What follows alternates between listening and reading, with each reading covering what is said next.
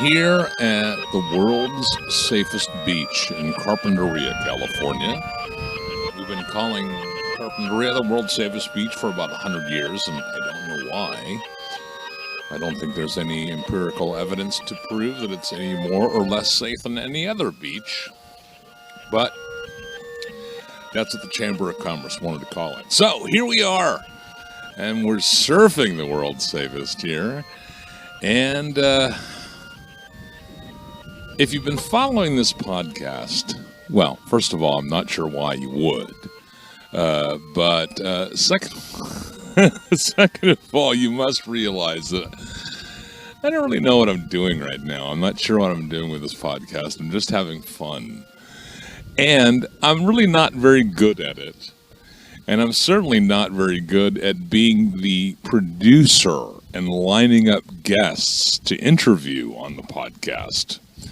So, since I don't have any guests lined up, and all my emails have been unreturned, my phone calls ignored, and there's really nobody that will give me the time of day to talk to me about doing the podcast, I've decided to come out to the world's safest beach and park myself on a picnic table here and watch the surf roll in and see if I can find some tourists who are maybe hanging around, doing their thing, and might want to spend a couple of minutes talking to this strange guy with the podcasting setup at the beach. And I'm sitting here, I've got my little podcasting rig set up, a couple of microphones, and I'm sitting here with a sign that says, I'm recording a podcast. No, seriously, right now. Do you want to be on it? What do you want to talk about? And I'm hoping that will entice people to come up and approach me and say, hey, what do you want to talk about? And then for those people who notice the sign but then are maybe a little too scared to step over, I have a second sign that I'll flash and that says, seriously, do you not see the microphones? I'm not crazy. Okay, maybe a little crazy. And we'll see if I can get anybody to come and do the podcast. But in the meantime, we'll just talk about what it is that we're doing in Carpinteria. We're all sort of upset about a couple of hotels they want to build here in town, and we don't really want the tourists to come. We hope that maybe they stay in Los Angeles. Some of us think that anyways. Some of us are happy to have them come and bring their money and spend it on the weekend here in Carpinteria. So I don't really know what I'm going with that. So one thing that I did this morning is that I got the COVID booster, the second booster, because I'm an old guy and I don't really feel like keeling over dead. So I got the booster. I feel pretty good about it. The arm hurts a little bit, but otherwise not bad. So, here we are, and I'm just kind of rambling on because I'm looking for someone to step up, and there's really nobody very interested in this guy with this microphone sitting at this beach. So, fortunately for you and the magic of digital editing, it'll only be a few seconds before our first guest steps up to the microphone, but for me, it could be a very long wait. We'll just stand by and see what happens. We can talk about anything you want. You want to talk about politics? You want to talk about Carpinteria? You want to talk about where you're from? What do you want to talk about? Who knows? It could be anything. And, of course, nobody's going to hear it. Nobody will download it. I think about 6 people will probably hear it. But, there you go. So that's what we're doing. I'm just here on the beach, hungry for guests, looking for people who are visiting Carpinteria or living here and who are curious enough about this weird guy with the microphones at the beach that they'll just sit down and chat with me. So it looks like I've got a likely candidate all of a sudden. And you are who? My name is Jora. Jora. Yeah. All right. Now, are you from Carpinteria or are you visiting Carpinteria? Visiting. Visiting. Okay. Well, now, Jora, This is the best microphone that $10 can buy at Walmart. So just make sure you're speaking into it. You don't have to be on top of it, but just as long as you're speaking into it, we can hear you just fine. Sounds good. So where are you from, Jora? From Delano, California. Delano. Now, how is it up? And you have a really good voice for this, and a perfect face for it too. Thank you very much. Awesome. Well, so you're here from Delano. Well, I'm actually here from Santa Barbara. Oh, you're here from Santa Barbara. So are you visiting? I live in Santa Barbara. Okay, you live in Santa Barbara now. I've been in Santa Barbara for almost 20 years. Oh, well, okay, that's... I was born and raised in Delano, California for 18 years, and I haven't been back to live since. Oh, okay. Well, so now 20 years in Santa Barbara is just barely enough to make you a local. Right. So there you go. Well, so you're here from Santa Barbara, and you're spending the day in Carpinteria. Of course, Santa Barbara's got its very own, beaches, but maybe these are maybe a little less crowded. I don't know. I would say I'm not spending the day. I'm spending a couple hours. Okay. So now, what are you going to do here? Maybe even just 2 hours. What are you going to do here in Carpinteria? You're here at what we call the world's safest beach. I know. I saw your shirt. I like that. And we got my world's safest beach shirt on, and that's something that the Chamber of Commerce named us about 100 years ago. Wow. There's no empirical evidence to say that this is any more or less safe than any other beach, but it got people to come up from Los Angeles. So there you go. So you're here from Santa Barbara. It's the weekend. You decide to come to Carpinteria for a couple hours and hang out. So what are you going to do while you're here in town? I mean, you're here at the beach right now. You're going to go get something to eat. You're going to do shopping. What are you going to do? Well, right now I was going to go home.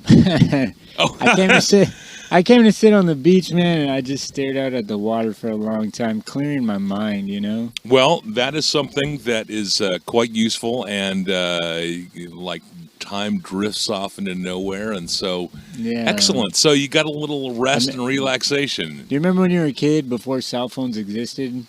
And you didn't call ahead, you just went over to your friend's house, knocked on the door. As a kid, I'd knock on the door. Can Jimmy play? Yep. If he wasn't there, his mom said, he ran to the store with his dad. Sit down. She'd make me a sandwich. Right. She'd get home, then we'd start to play. I'm sitting out here because there's too much noise in the world now. You know what I mean? Like cell phones and... Well, you got even iPhones. Apple Watch. You got texts and emails and everything. It's like you never unplug. So this is like me unplugging. And that's what you have to do, and you forget because the technology just kind of creeps up on us. It's like when you talk about when you were a kid before cell phones. I remember when I was a kid and not having all this technology and how fast it has changed and how little by little it's crept up on us, and it's kind of taken over our lives. And I don't know. I didn't realize when it happened. It happened a little bit at a time, Oh yeah. But when I was a kid, my dad bought a motor for the the TV antenna up on top of the roof because we had no cable TV. It was just an over-the-air antenna, and we had this thing so we could change the direction of the antenna, so we could pick up different stations than everybody else. And I thought, oh man, that is really cool. I'm getting extra TV stations that nobody else can get. That's really cool. Nowadays, I just look at, what you can get on your computer, and you can get 1,000 channels from all over the world. Yep, every language. And you can have it on every language and have it on your phone, and you've got a phone that's got more computer power in it than the computers that launched, men to the moon, for Christ's sakes, and it's on your phone. Yeah. And somewhere... And yet we complain there's not enough memory on your phone. You run out of space. And the technology, I don't know about what you think about it, but the technology is really cool. It does a lot of really cool things, and I'm enamored with all the gadgets and all the things that they do, and they're really, really fun and cool. But you know what? They just complicate things too. When we were young, computers and technology were going to sort of simplify things, and we're going to make it like magic. All of a sudden, life was going to be like the Jetsons or whatever, and It didn't turn out that way. No. Right? I mean, the Yeah. computers and technology have made things way more complicated, and you can't. I mean, I remember when I moved, I had to. One and the nostalgia was that it was going to make things easier. Oh, right? easier. Oh, my Remember goodness. the Jetsons would take that pea and put it in the microwave, Yeah. and then it turned into a whole meal. Yeah. It's like this technology is going to make things easier, but and in ways it has, and I think it's a comfort though that kind of replaces. Like if you look at nature, Yeah. there's nothing that's instant. Well, that's true. That's Seeds true. take a long time That's to grow. true. Plant, animals, even human beings. You're Sure. pregnant for 9 months. Gestation cycle of a woman is Yep, so many yep, days. Yep. But then we try and create this world where it's like instant gratification. And in fact, we play by these rules that I think, why did and when did we begin to accept them? Rules like the faster it can happen, the more valuable it is, or the better it. I'll say the better it is, right? That's a good question to ask yourself, because when did that happen? I mean, I think I presume it was somewhere after the Industrial Revolution, where technology really allowed us to do more and faster and faster and faster and faster, and we just became enamored with how cool it was that we could sort of do all the stuff that we couldn't do before. And now, yeah, it's like if you don't have, I mean, I don't know. I sit on the computer sometimes, and I'll remember back to the, beginning of the internet, when it was, like some dial-up modem and waiting for graphics to load, and you have to buffering the little bar, and you have to decide. You would decide. I knew a lot of people that would surf the web with their graphics off because they weren't that cool back in the day, and they were a lot faster to load with the pages without graphics. And we used to surf the web that way because you'd sit around waiting for 30 seconds, a minute long for one page to load one line at a time, and that was perfectly normal to us. And now, if we were to have to go through that, it would be like, what? Oh yeah, net zero dial-up, all the noises. Remember that? Yeah. I hear a lot of people talk about millennials and Gen Zers like in this negative sense, but I'm not going to talk about them that way. I will say I think it's funny how they get mad that their Apple phone takes too long to load, and they have no experience with net zero dial-up, AOL. You got mail. You got mail, but then it took you 20 minutes to open it. Right? Get it. To respond to it. Yeah. You could type it up quick, but then to send it out, And the thing is that we tend to sort of get impatient and think things don't change fast enough for us. But then we have to stop ourselves, and you have to think, well, what was technology 10 years ago, 20 years ago, 30 years ago? How much different was it? I mean, the iPhone just came out a little more, like less than 15 years ago. Yeah. And can you even remember a world before there was the iPhone? I mean, and most of us had cell phones. I mean, I had a Motorola Razr flip phone, and I love that thing. But then when the, smartphones came out. Well, and I feel like it took more effort. You said, can I remember before cell phones? I think it took more effort to stay in touch with what was happening. You know what I mean? Like before even the computer, my buddies would say, oh, yesterday we met at the park. You guys did? You had no clue. Yeah. Because unless they called you or you called them, or if you had your local hangout spot, you just went there and they're not here today. But you know what I mean? You find out, across town this thing was happening, and then you're bummed you didn't know about it. It took kind of more effort to be plugged in, whereas now I have an announcement on my phone.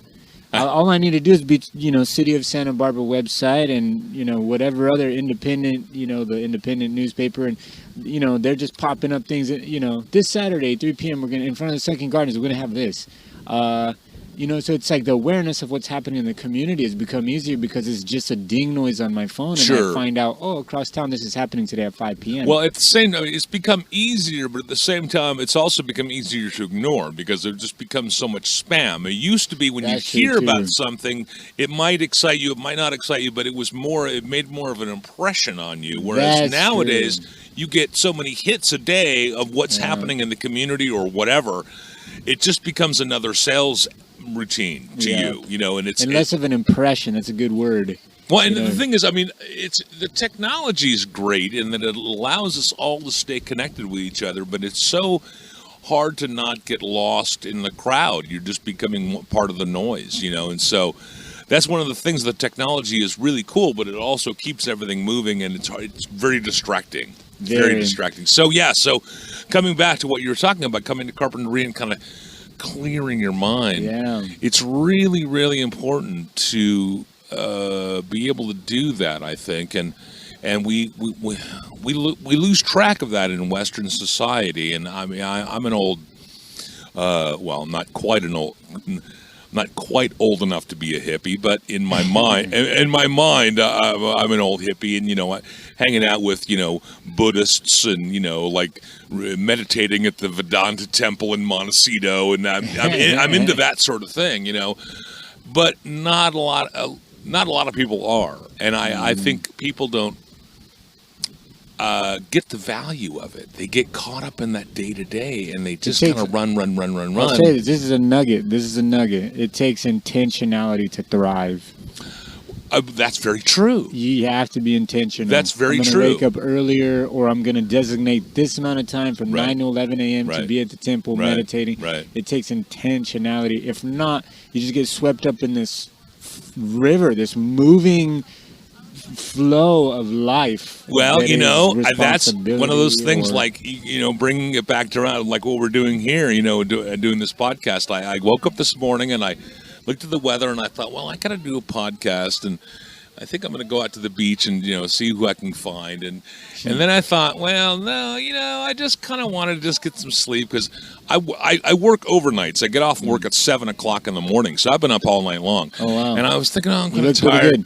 I'm kind of think I'm tired, and I don't really feel like going out. No, it's kind of cloudy. It's not kind of as sunny as I want it to be, and maybe I'll just sit home and just take it easy. And when sometimes that's very important to sit home and take it easy. But let me caveat on that. Yeah. Sometimes you do need to listen to yourself. Yeah. So, because if you do that so many days in a row where it's like, well, I got to get record this. Right. You got to finally have a day where it's like, I'm actually going to listen to myself. And if what listening to yourself means is lay there and do nothing, if listening to yourself means... if you decide that's what you need to do, then do that. But so I sat and I considered it for a minute, and I thought, well, I don't really want to, but I really want to get it done. And I just kind of want to lay around. And I thought, you know what? And that's exactly the intentionality. I want to go out, and this is my day off. I want to make it count. And so I want to do something constructive. And rather than just sit around and watch the news and horrible news on the TV, I'm going to go out and get in whatever sun we have, and meet some people and look at the sand and hang out and enjoy the community. And it wound up being a much better idea than having me sit around. But if I had just gone with my initial instinct to blow it off, I probably wouldn't have been as happy. So we oftentimes take the path of least resistance in life. Yeah. And sometimes that's the way to go. I mean, the water flows downhill. I mean, it goes where it goes because it's made to go there. Yeah. So sometimes you do need to take the path of least resistance, but you can't always take it when it's just the only reason you're taking it is because you just don't want to expend the energy. Yeah, and like I said, one day a week, not because if that turns so that maybe is a day of rest. It's something different. If you do that every single day, like you said, you find yourself into trouble. If I just give in to my urges, I'm the same as a child. Not putting children down, but a child will want to eat cookies all day long and get frustrated when their parent doesn't understand, or when they don't understand why their parent wouldn't let them. Right. And I think understanding that if you just give in to urges all the time, you'll be a very unhappy person. Well, and that's the thing, too. I mean, of course, and we're changing the subject a little bit. We're talking about once a day is all I was saying. Talking about parenting, and we have to, parents need to make their kids understand that it's okay to indulge the urges, but excess is excess. And it might feel good for a minute, but then over the long term, it doesn't feel good. So I have something very deep on that level. Okay. Recognizing when something is growing inside of you. Mm-hmm. Transformation. Okay. Right? Inner transformation from the inside out. Right. I think sometimes in discipline or in denying ourselves, like you're bringing up children, recognizing something in me is shifting in a good way. Am I going to lean into that? Am I going to follow this intuition, this sensing where I go, you know, I just feel like if I go tonight to grab beers with the guys, or if I go work out tonight, and it's like, well, I work out every day, but it's like there's something happening to me, some piece of freedom, something breaking, something new.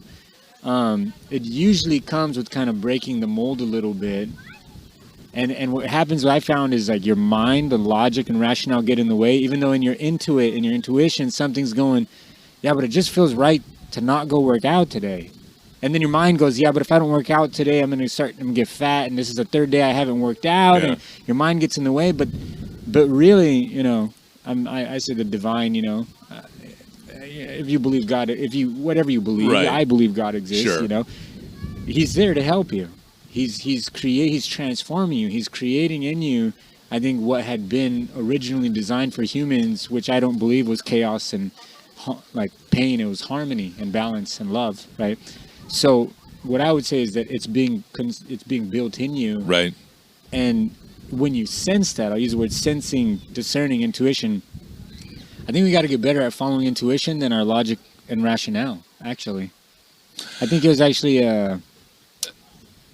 Albert Einstein that said all of science. This would be my own paraphrasing, but look it up. It's really a quote. Something about science is completely led by intuition. Science is led by intuition. I suppose that's the inspiration, you know. And, you know what I mean? Yeah. The whole idea of science is you create a thesis, right? And then you create like a sample, and you watch it, and you go, "Is my thesis correct?" Right. And, you know, people have a hard time with that when they have pride, because they go, "I want to make my thesis correct," even though all the data shows something different. You cherry pick your facts. Exactly, but that original thesis came from this intuitive thing where Einstein was watching a ball, you know, theory of relativity, and he goes, "Well, that's only relative for me when I watch it fall from my perspective. But what happens if you zoom out, you see the Earth?" You know, so he had this instinctive kind of thought originally, and then he, you know, created a thesis out of it. I would say that came from intuition. I think you're right about that, because that's the thing that sparks any kind of change or discovery or anything, really anything in the universe. Action, you know, is like, it has to start with inspiration first, you know, and then it becomes action. So I kind of took us way out there. No. But I love that. I mean, that's part of why I was here meditating today. It was just, you know, deeping about deeper things. And is my life headed the direction that I want it to go? If it's not, why is it not? What am I allowing to consume my time? How well am I doing? Kind of like you said, you didn't feel like getting up and doing this podcast today, but you did, and now it's lively. Now you're getting, you know, you're thriving. Yeah, exactly. But is that push to get to work and to do this podcast also in your life being balanced with, you know, I did go to, you know, meditation, I did, you know, all that. So I was looking at my life, just kind of evaluating, and I believe each person has a purpose. Well, right? Going back to one thing that you just said, which is something that not enough people do, but I think is truly inspirational, is just think about what it is that your mind is doing, what's happening in your life. Be introspective, be self-reflective, and you learn a lot of things. You can see yourself in what's happening around you, and you can see how it's affecting you. And a lot of people don't ever do that. They just go from day to day to day. They go to their job, they go to their family, they go to the whatever. They just do, and they never stop to think, well, why am I doing the things that I'm doing? Yep. Do the things that I'm doing make me feel good? Do they make me feel bad? Should I consider it? That's maybe what direction is it look pointing from a different in? Perspective, you know. And that's the thing too. I find very valuable is trying to look at things from a different perspective, because we all get locked into our own perspective, and we're used to seeing the world that way, and suddenly you'll look at something every once in a while and go, this looks kind of weird, and you were looking at it from a different perspective. And if you can recognize what causes your mind to make that shift, and like do it intentionally, like just look at something and go, that's weird. I actually have a thought on that. Yeah. I don't think we can control it. Like you said, something. Okay, it's kind of accidental. Well, I think it's actually more connected to our heart than our mind. Okay, yeah, sure, okay. But I follow your train of thought, and I've had Yeah. the same question in my mind. Like, how do I get my mind to kind of shift into this space of creative, like just like looking at things in a very open way that caused me to see it from a new lens that I've Sure. never seen before. Sure. I think the reason why we can't control that and I can't just push myself into that space is I think it actually kind of is connected to the heart. I don't know how it works, but I know, like, for instance, with artists, singers, painters, art in all kinds of ways, the heart, there's something about the heart opening and being allowed to express, and something magical happens when that happens, and you start looking at it, and it's not just the brain, Sure. Well, that's my 2 cents. It's the connection, and it's kind of, and I agree with you, and I've thought the same thing actually. It's the connection, and it's similar, though not exactly the same, but it's similar in its idea of the connection between religion and science. It's like they're two things that seem to be opposed to each other sometimes, but there is a deep connection, and when you find the connection between the two, all of a sudden this whole kind of spiritual thing happens where you kind of see it from a different, both sides coming together. And it's the same thing with intellect and emotion, with the brain and the heart. When you see how those things connect, because sometimes your heart will tell you one thing and your brain will tell you something else, and they seem to be diametrically opposed, and they are sometimes, but then sometimes you see how they come together. And when you see where that connection happens, that's where the magic happens in life in general. So very good. Everything, I read this actually in one of the books of Mormon, and I'm not Mormon, but I got Mormon friends, and it says everything spiritual is substance. I love that. Everything spiritual. You just said the spiritual. The spiritual. I'll call it a realm. The spiritual dimension, the spiritual realm is actually substance. I just don't believe we've created instruments, tools to be able to measure. Yeah, that's the thing about just scratching the surface. That's with quantum the physics. thing about humanity, You know what I mean? is that it's great to be human, and we're growing up in this universe, and we get to observe it, and we get to measure it, and we get to discover things about it, but we really don't know much about it at all. And so we're discovering things all the time, and when you're discovering how things manifest other things, and suddenly, one thing seemed like magic before, and now it's science, and we understand how that works. But like a microscope. Like before they had microscopes, some person probably goes, "Oh my gosh, you got sick." Yeah. Because there's this little thing that we can't see that got inside of you, and they're like, "You're crazy." Yeah. What are you talking about? What are you evil spirits? A germ? What the crap is a germ? And then you create a microscope and they go, this weirdo guy was really onto something, right? So I wanted to go back to what you were saying about the heart and the brain and how sometimes they can be diametrically opposed. Sure. And I think a perfect example of that is like love, like falling in love with a person. Because people go, man, I don't know why, I just love this person. And then in your brain, it can go back and forth and argue for reasons why you love them, or like they're really pissing me off today, man. Like how, but then something in your heart goes, but I just love them. I can't. My brain, right, and that's the part where it's like you don't always see how it's linked. Well, sure. It's like it's like even when they're having a bad day and they're mean to you, you still love them. Exactly. So, and you don't really, and if you think about it objectively and like detach yourself from the emotions, you go, well, that's weird. Why would I love someone who just told me that I was being a dick or whatever, because you're having an argument? But you do, and you get over that, and everything's okay again. And we have to just sort of we have to maintain a certain perspective that you're in the moment and then you're in the greater moment, So, yeah, I got a whole epiphany revelation on this one, if I may. Okay, well, please, share it with me. This is what I think is the reason why so as human beings, we're honestly hungry for connection. Yeah. And connection, where I believe it comes from, is when I open myself, when I let myself be seen by you. Intimacy into me. Yeah. You get to see.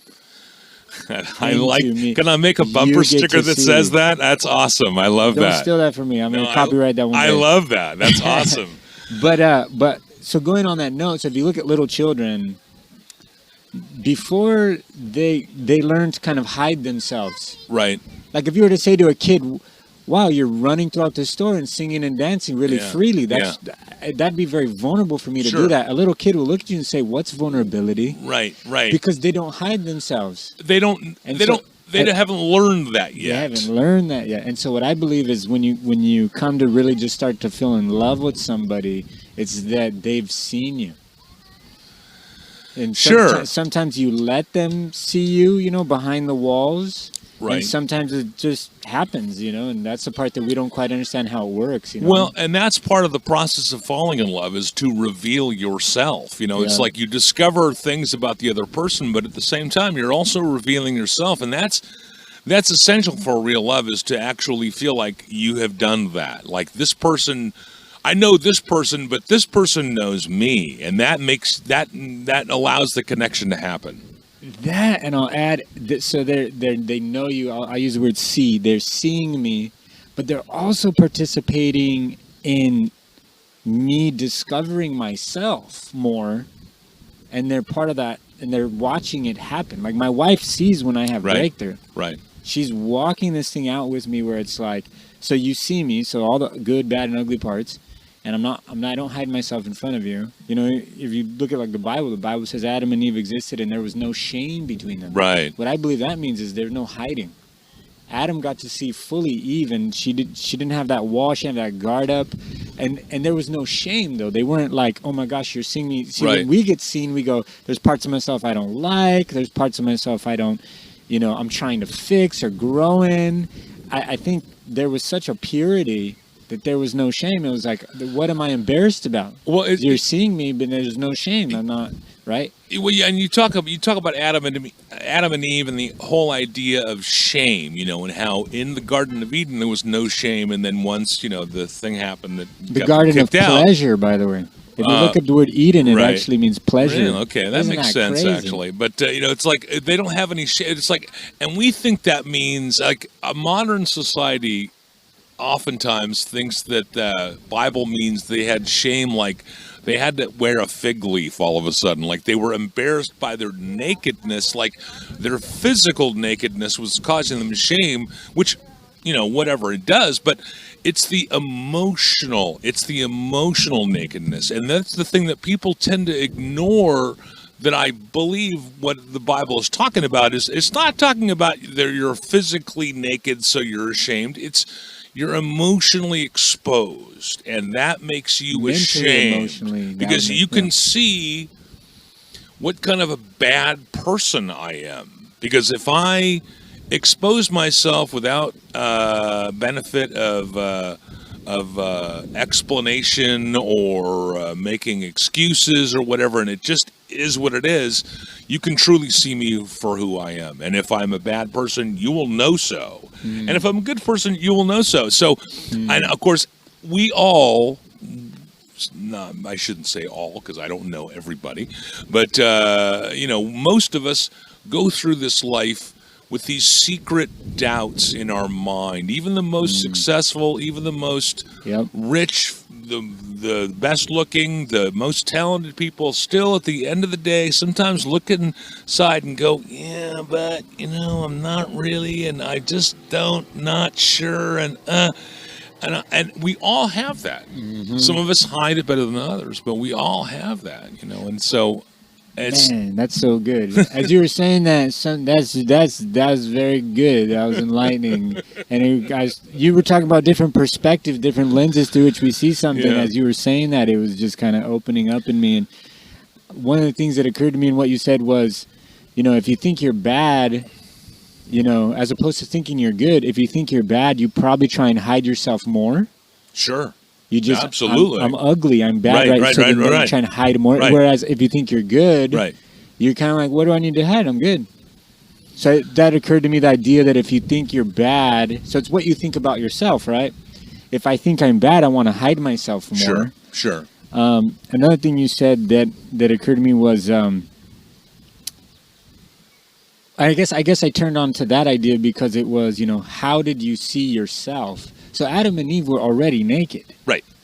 And then it says their eyes were open and they go, oh my gosh, I'm naked. Yeah. And then they wanted to cover themselves. Right. So it had to do how they were seeing themselves. Sure, it was in their psychology. Right? Yeah. Because they were naked the whole time. Nothing had changed except their perception. The way they saw themselves. Yes. So then that led me to what I just said. Now that makes more sense. Where if you see yourself as bad, then you're probably going to want to hide yourself more. If you see yourself as good, why do I need to hide myself? I'm good. I'm a loving person. Wow. Yeah, that's what was open as you were saying that. It was like, I love that perspective, and I love hearing that from you, and I just love the fact that we're having this really inspiring conversation that's got depth to it, and we're just sitting here at the beach, hanging out. I love that. I love that. Yep. Outstanding. Well, listen, man, I'm going to let you go because I know that you don't have the whole rest of the day to hang out here in Carpinteria. You're going to go home and stuff. But listen, I appreciate the fact that you took a chance and kind of looked at my little sign and said, what this guy doing with the microphones? And you sat down, and I really appreciate the fact that you're so interesting and smart. You might not have been, and I was certainly ready to have fun with whoever sat down, but I love a good conversation, and certainly post-COVID, I don't have as many of them in person as I used to, and so I had a really great time. Thank you very much. Yeah, bless you. I never got your name, actually. I'm Dave. Dave. I'm Dave. I'm Dave. My pleasure as well, Dave. I'm Dave. I'm Dave, the overnight guy at the End of Times Motel number 666. That's where I was doing all night long. So here I am out in the day, and I'm having some good fun here at Carpinteria, the world's safest beach. So I would have to say that this was somewhat of a success. Jora was a very interesting guy, and I was happy to run into him. And I may wind up doing this again, tell you the truth. But in the meantime, I've got some time to spare this hour. So I'm going to bring you something that I've been hanging on to for quite a long time, actually, since before the pandemic began. Back in the old days, back before COVID, I was doing a podcast called The World's Safest Podcast, and I interviewed my friend Jim Eaton, who was driving the electric shuttle here in Carpinteria, California, that went up and down our main street and into the neighborhoods and came back around to the main street again. And I thought it would be very interesting to talk to the driver of that shuttle. And so I asked Jim if he wanted to do the podcast, and he said yes. What he didn't tell me was that it was one of the last days that he was going to be driving that shuttle. And I think it was maybe like the second to last day he actually drove it. And I didn't realize that until actually it was all over and done with. He went on to other things, and actually they've stopped running the shuttle completely. They had actually made a change in the shuttle before COVID, and then once COVID happened, it no longer runs, and I see the likelihood of it coming back again relatively slim. But in the meantime, for historical record, I've got this interview with Jim Eaton, and I'm sorry, but the sound quality is maybe a little bit lower than you're accustomed to hearing here on the Surf the World's Safest. The bar was a little lower for the world's safest podcast, and so I guess I had the recording engineer had the day off, so there was just me. So anyways, enjoy this segment on the show, and if you're watching on YouTube, we've got a little treat for you here, and that's a video of the actual route of the electric shuttle. And so if you're watching this on YouTube, enjoy that. And if you're listening to us on some other directory, then maybe check us out on YouTube next time, okay? If I was doing a radio show, I'd be concerned about the sound quality, but I did that for 25 years, and I've decided now that I'm doing this podcast for nothing, I don't care. I'm that way when I'm at home, like when I get off of work. So, I don't care. I'm late all the time. Oh, wow. I just don't care. When I'm late coming to work all the time. Too. my tagline for the show is that, well, I don't know what I'm doing. So there you go. So we're here with Jim Eaton, and we're actually sitting on the electric shuttle, one of 2 electric shuttles that's here in Carpinteria. And Jim just took his last ride around Carpinteria, and took us to the secret bus base, and stashed the bus in the secret bus base, which I'm divulged to not disclose our location, and it's yeah, good. You have that blindfold on, right? It's good to see you, Jim. How you doing? All right, good to see you too. All right. Well, listen. Well, thanks for spending some time with us here. So, Jim, tell me, you've been driving the shuttle here in Carpinteria for how long? Since we started it in, I believe it was 1999, I believe, when we started doing it. Councilman Weinberg, I believe, was the one that initially started this. And I've been driving it off and on. And then I was driving it for, 5 or 6 years, and then somebody with more seniority than me bumped me off of it. And then I was away for about 10 years. And then now I'm back driving it again. I only drive it every once in a while. And now somebody bumped me again. So is this like the sweet spot rather than driving a regular bus on a regular route? I mean, are these electric shuttles like a sweet thing to have, or do the guys that drive the full size buses kind of like laugh at you and look down at you? Yeah, pretty much. Yeah, we're the special kids ride the small bus. The special drivers drive the small buses. But seems to me, I mean, I'm not a bus driver, but it seems to me I would want a shuttle. Yeah, I enjoy driving them, but it's kind of interesting as people either love driving them or they hate driving them. Really? Yeah, and then I love driving them. Like the State Street shuttle, like most drivers, or a cruise ship comes to town, and I get excited. Right. And the other drivers think I'm nuts because I look forward to having a whole, because they're new people I can tell jokes to that haven't heard my jokes when I'm driving the bus. It seems to me like you have, and I don't really know for sure, but it seems to me like you'd have more interaction with the people who are riding on the shuttle than the people who are riding in a regular bus. Yeah, you do get a lot more because the people are closer to you. Like our new buses that we have that we're coming out with, the driver's seat is further away from the passenger's compartment, and so there's less interaction. It's not a social. It's not really a social bus. Yeah. Well, I suppose the first job is not crashing the bus, I guess. So you would be surprised at the paperwork involved in that. And I'm a horrible speller. If I was a better speller and closer to retirement, I wouldn't really care. I just go hog wild. So they're going to bump you off this ride again for a while, and hope. Do you want to come back? Yeah, I'll come back when the summer, when that guy, because he'll get sick of it, because I'm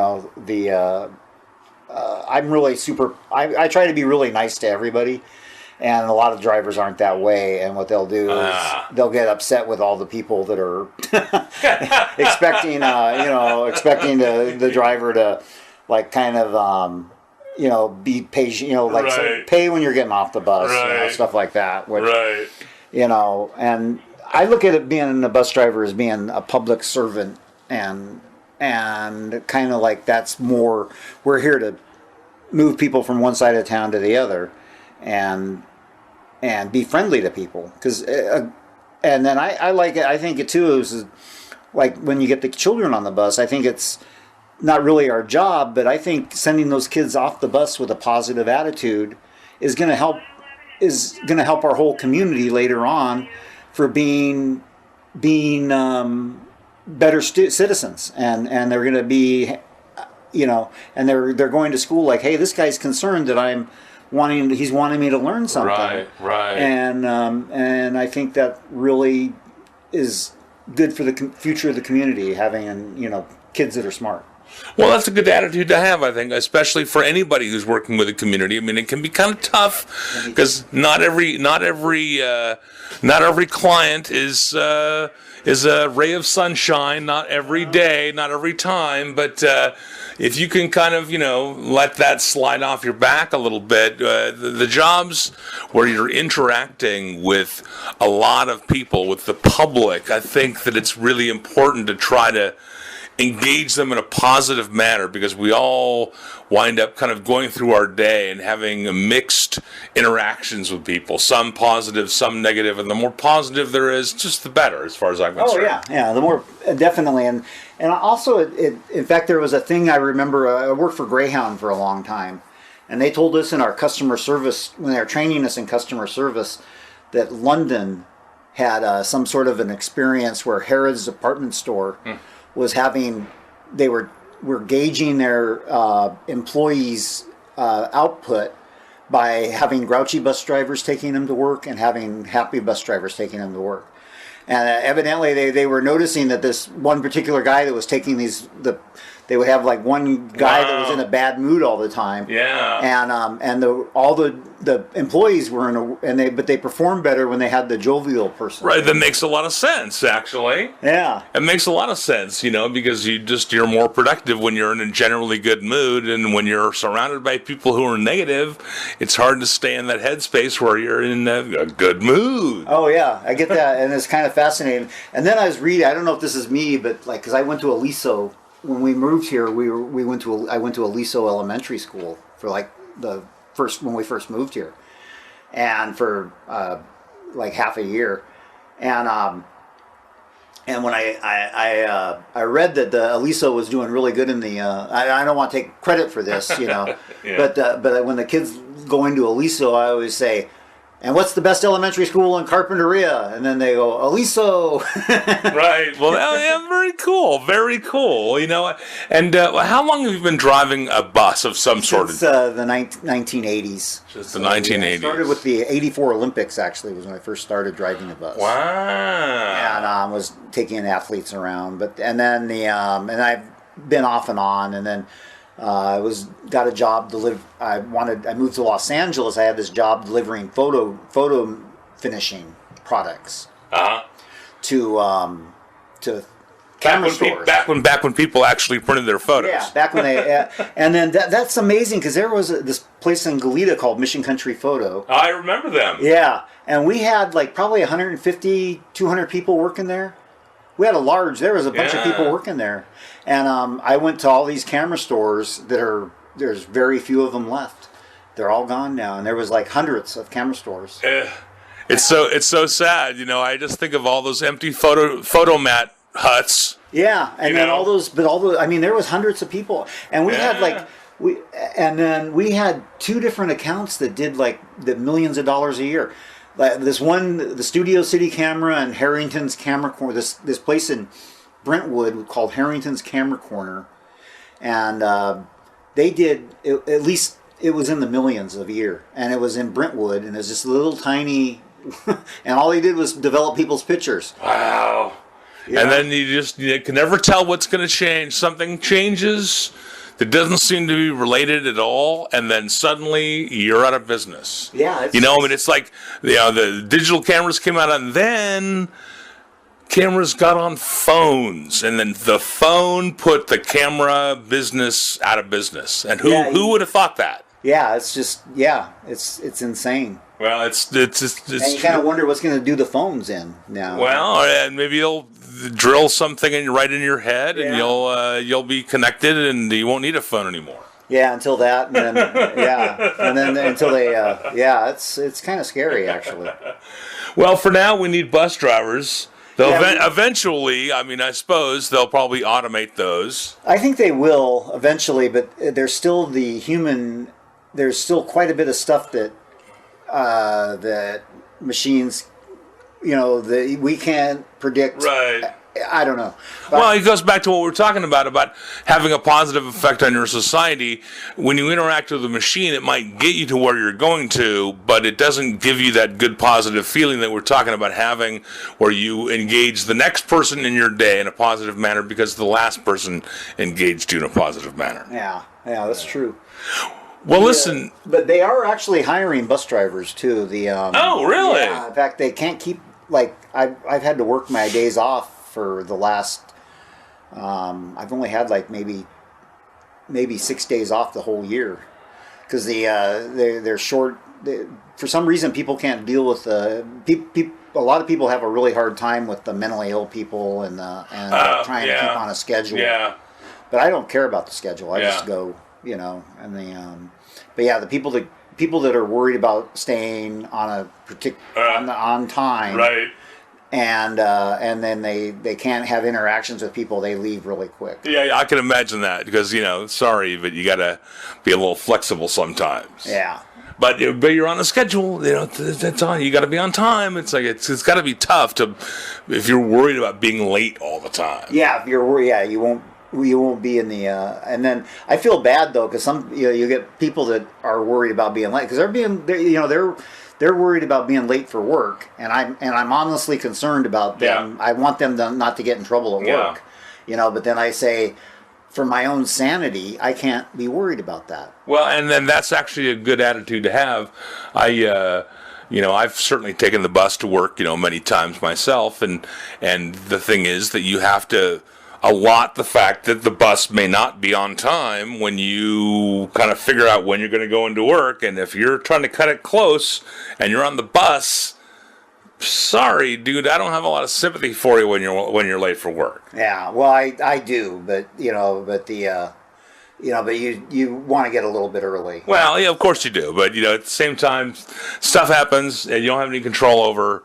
And there might be an accident somewhere or whatever, you never know. Just allot yourself enough time to get there. Yeah, also for people that live in Carpinteria, there's a couple of things, like if you are on the Amtrak, if you show us your Amtrak ticket, you can actually ride on our buses for free. Oh, that's good to know, actually. And then also, like if you live in other parts of Carpinteria that aren't serviced by our cute little trolley, if you can actually ask for a transfer, and you can transfer to the Carpinteria trolley from the line 20. Oh, right. Yeah, like in Santa Barbara, if you're on the bus, you can get a transfer, and then you can get on the shuttle, and you can do that here in town. In Santa Barbara, you can't do that. I thought you could do that. You can switch to another bus. Right. But you can't because of the shuttle that goes up and down State Street. Oh. The funding for that is actually it's a separate funding. Oh, because I thought they used to do that years ago, but that was a while ago. Yeah, that was maybe they did. It was free for a while. Okay. Well, of course, it was free for a while, and then they had to start to charge a nickel or whatever to keep the bums off. Yeah, the people were riding around, but which is a really good deal for people in Carpinteria if you can do that here, where you can't in Santa Barbara. Because the actual shuttle that is on the State Street, and it's funded through as far as I know, it's funded through the Downtown Merchants Association. So, and that's why it's a 50-cent fare there. Where here we're funded through the city of Carpinteria and the Measure D sales tax. Oh, okay. That's where the funding comes from this, so that's why it's transfers are able to come from. Okay, and it's 2 bits instead of 50 cents then.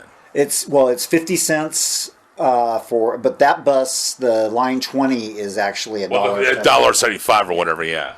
And then and then you pay $1.75 on this bus, or 85 cents if you're a senior over 62. Right.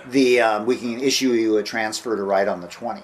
Okay. Well, right on. Well, it's a great way to get around, and it's a lot of fun. And if you're local and you've never I've taken the shuttle before, but I've only taken it like one way or whatever. I've never actually taken it around the entire loop at one time, and I did just before we started recording this. And you know what? If you're local and you've never done that, you should. Yeah, you should do it. It is fun, especially now at Christmas with the Christmas lights. Because if you wait around, the last 2 trips, it's dark. and you can see the Christmas lights. Oh, right. That's a great We can idea. probably get the 14 people to listen to this podcast all together and sing Christmas carols. And one of the nice things that you do as you go through the neighborhoods and you go through town is you kind of point out things and point out different things of interest or whatever to the people who don't know, which I actually learned a couple things myself, and I'm a local guy.